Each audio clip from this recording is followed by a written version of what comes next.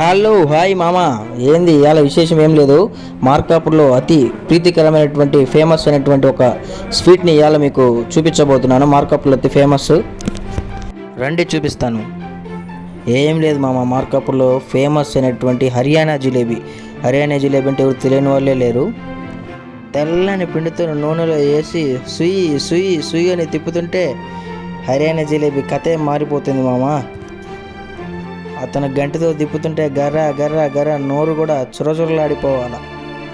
సుయ్యి సుయ్యి అని తెల్లగా ఉన్న ఎర్ర ఎర్రగా కరకరాలాడేటువంటి నోరు ఊరేటువంటివి తింటే ఉంటుంది నాయన ఎర్రని జిలేబీ.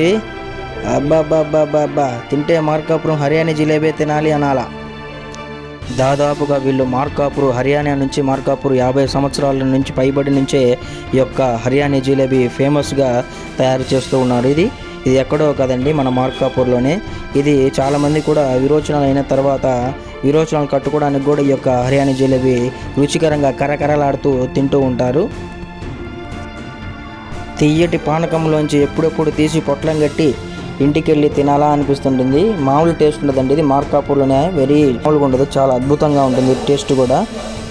ఎర్రని జిలేబీ కరకరలాడే పొట్లం కట్టుకొని ఇంటికి పోయి తింటే ఉంటుంది నాయన నా సామిరంగా.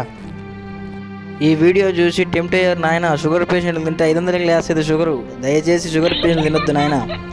అసలు ముందు ఎక్కడ అనుకుంటున్నారా? ఇది ఎక్కడ లేదండి, మన మార్కాపూర్లో గడియార స్తంభం ఎదురుగా అమ్మవారిశాల మెయిన్ బజార్. ఎవరైనా నెట్లో ఈ వీడియో చూసేవాళ్ళు మార్కాపూర్ వచ్చి ఎవరైనా తినొచ్చండి. మార్కాపూర్ వచ్చిన వాళ్ళు ఖచ్చితంగా విజిట్ చేయండి. నేను కూడా తిన్నాను, మామూలు టేస్ట్ లేదు, అద్భుతం, మహా అద్భుతం. Thank you so much, bye.